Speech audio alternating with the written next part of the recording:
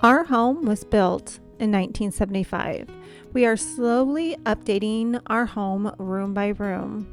And we started with the living room, and we're currently working on the laundry room, and we are still working on it, and we will jump back into that project soon because we still have lots of things to do before the big reveal. But one of the absolute favorite rooms in our home is the kitchen and dining room. This room gets the most glorious light at the end of the day, and it is truly the heart of our home. I got a table from the thrift store for about $80, and this is where I do most of my computer work and my editing. And the chairs that I've had them since 2010. Now, I know black chairs are all the rage right now, but I feel like I need a change. Also, I don't feel like these black chairs go very well with this table. So in today's video, we are going to do a DIY makeover on these dining room chairs. So let's get into the video, and I can show you how you can change your dining room chairs into something new and beautiful. I hope to give you some inspiration to empower you to create a space you love. So let's get into the video. Time to update this chair.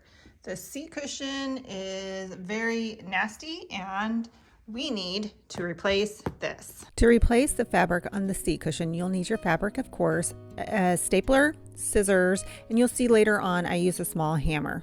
There are two ways that you can replace the fabric on your seat cushion. You can take the existing fabric off, or you can keep it on. Both ways are right, but I'm keeping it on only because the staples on the other side are really hard to get out. The fabric that I'm using is actually a drop cloth. I make a lot out of this drop cloth. For my booth, I recently made this cute little Halloween thing. Let me know in the comments below if you want me to show you how to make that. I'm measuring out how much fabric I'm going to need for the cushion, and so I'm just going to use the cushion as my template.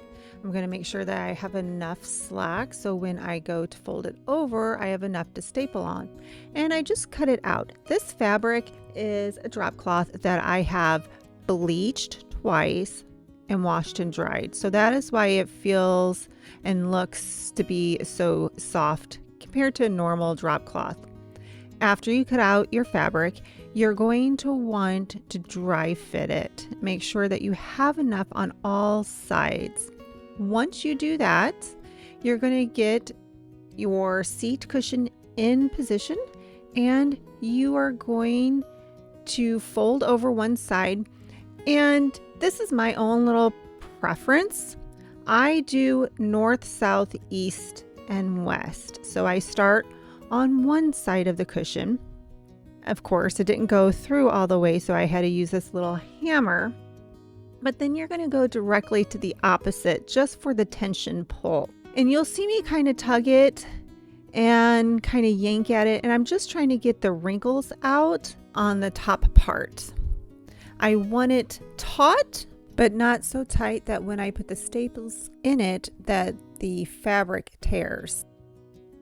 Now, when I get it tautness that I want, you'll see me fold over that edge when I staple. And that is a personal preference of mine, to fold over the raw edge. You can keep it raw, or you can kind of clean it up by folding it over. It's totally up to you. When I put one staple in one side, I directly go to the opposite side and put that staple.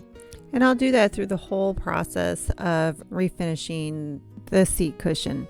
And I have done many chairs in the past with the fabric on and with the fabric off. On this channel, we do a lot of DIYs, furniture makeovers, room makeovers, and designs. And if this video resonates with you, go ahead and hit that subscribe button and join our wonderful family. I'm using just a handheld stapler here, and I believe the wood backing on this seat cushion is just so thick. I do have a pneumatic stapler that I will use on the other chairs, But I wanted to show you how you can refinish your chairs without any fancy equipment. Again, I'm folding over that raw edge. It's just my personal preference, but I do have cats, and I kind of chuckle here because if I left any of those strings open, my goodness, my cats would just have a heyday in trying to get those little strings. I'll continue that north, south, east, and west method all along the chair. Now, the biggest thing I think is a pain when you refinish chairs is those corner pieces, because you don't want any puckering along that corner. So you'll see me kind of play around with how you do it. I know that there are several ways on how to do this. I know that some people kind of pull it forward, clip it so it looks like it's in a V, and then they go back to staple it. My whole point is not to have any wrinkles in the front. My best advice is to play around with it, and I will make sure that I pull it from the side and at the corner at the same time. Wrinkling on the bottom is okay, because that is where the frame of the chair is going to sit. Nobody will ever see that. But on the corner side, I don't want any of that creaseness.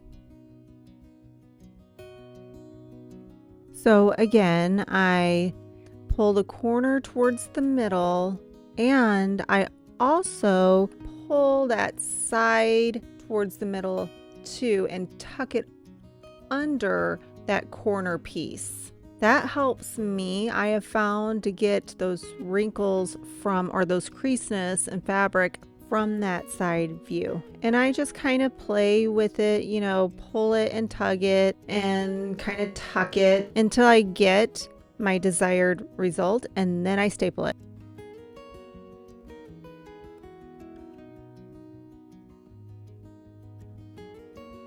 And if you keep working with the fabric and keep smoothing and pulling and tugging, it will actually give you a beautiful finish results without any of those creasing on the side. Now that the seat cushions are done, we are going to move on to the chair itself, and it's time for prep. Your sandpaper, 120 will do, and stuff in all the spaces. Rag, some water, and wipe down the chair. Next, choose your primer. Any of these will do. I'm going to use probably this one and this one, only because there's not a lot of that one left. Next is to prime. I prime my stuff upside down first, and then second coat is upright. And just my luck, my sprayer died, so now I get to brush this all on by hand. After the chairs are primed and painted, you can keep it like this, or you can put something on top of the paint to give it a little bit more depth. And what I'm going to show you today is several different mediums that you can choose from. We've painted a board with our color of chair, which is Dixie Belle's Silk Line in Salt Water. And right now I'm testing out Fusion Finishing Stain and Oil in Driftwood. This color happens to be a little bit cooler in undertone, and right now I'm just kind of dry brushing it just so I can show you a couple of different techniques and how it will look on top of paint.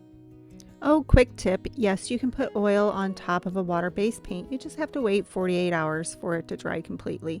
Next up is Rust-Oleum Chalked Age Glaze, and this is a medium to use over paint. I like it. It's a little bit warmer in undertones. Here they are side by side. I don't know if you can truly see it, but later on you'll be able to tell. This is Rust-Oleum's in Smoked Glaze, so you'll be able to see what smoked glaze would look like over a white paint. And with all these products, all I'm doing is brushing them on and just wiping them back. That's what I'm going to do on the chair, so that's what I'm going to do on my test board. You can leave as much as you want on. The more you wipe off, obviously, the lighter the color is going to be. Now, next up, I'm going to use something that you may think is a little atypical. I am going to use a gel stain, and then I'm going to use a real stain. And yes, you can do gel stain and real stain over paint. This is what it'll look like. It's a little harder to remove, but you can still remove it and see the paint underneath. And I'm such a child. Oh my goodness. Next up is the wood stain. You wipe it on just like you do all the other products I'm showing, and then you just wipe it off. I will say water-based stain is going to be a little bit easier to work with than the gel stain. And guys, here we go. Here is our tester board all complete with the wood stain, the gel stain, the 2 glazes, and then the finishing stain and oil. Comment down below which one is your favorite, but I'm going to go with the driftwood. Spoiler alert. We are in the process of redoing the kitchen as well as the laundry room. And here is the rug that's going to stay in the room. So of course I've got to match the chairs up with the rug. This rug is from At Home. I'll try to list it if they have it on their website. Now the next step to these chairs is to give it a quick little scuff sand. I'm just showing you a couple of sanding sponges that I have. This is the Annie Sloan one, and then the other one was the Surf Prep, either one, or just a 120 or 220 or a brown paper bag, whatever you have on hand. Just give it a quick little scuff sand. We don't want to take the paint off. We just want to give it some tooth. Then whatever medium that you find that you want, you're going to brush it on, and then you're going to wipe it back. And I'm wiping in a faux grain, or in my head where I imagine the direction of the grain's going to be. On the chair legs, it's going to be a little bit more simpler because it's just up and down.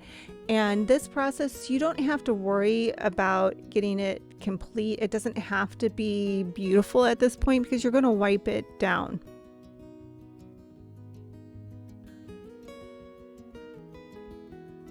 These shop towels work the best for me. You can use whatever old rag, whatever you need to just wipe it back. The more you wipe back, the lighter that top coat is going to be. I just want to give my chairs an aged appearance. I didn't really want to change the color too dramatically. Quick tip here. I have found after doing this chair that this finishing oil did not dry fast, so I could do a big part of the chair. I can paint it on, and then I come back and wipe it down. So you see me just doing that top part. I later learned that I can do more parts of the chairs, and it made the process go a lot faster. But you see me trying to mimic a wood grain here. And if you want to use this technique for the faux wood grain effect, you're more than welcome to. You just put the glaze on or the medium on, and then you wipe it back in the direction that you think wood goes. And you're going to do this process over the entire chair. You see the top part of the chair and the bottom part of the chair, you see that difference. Just kind of gives it another level. After I completed the chair, I went back and I just touched edges ever so lightly with my brush to kind of make it a little bit darker with that glaze. I'm trying to give you some close-ups here of the chair while it's outside drying. Being outside in the sun kind of washes it out a little bit. And I continued that process for the other 3 chairs. Now this is the chair inside and on that rug that I'm going to keep in the kitchen.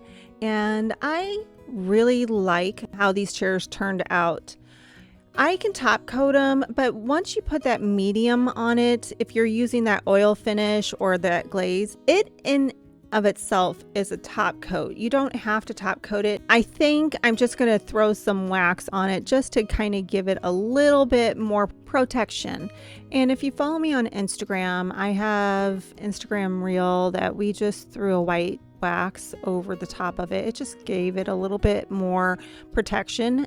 And Spider the rescue kitty, he's doing really good, but here's a picture of how it really truly looked. And guys, that's it for this video. Remember to subscribe to the channel so we can grow our amazing family. And I will list the room makeover playlist above so you can follow along. You guys have an amazing day. Bye. Love you.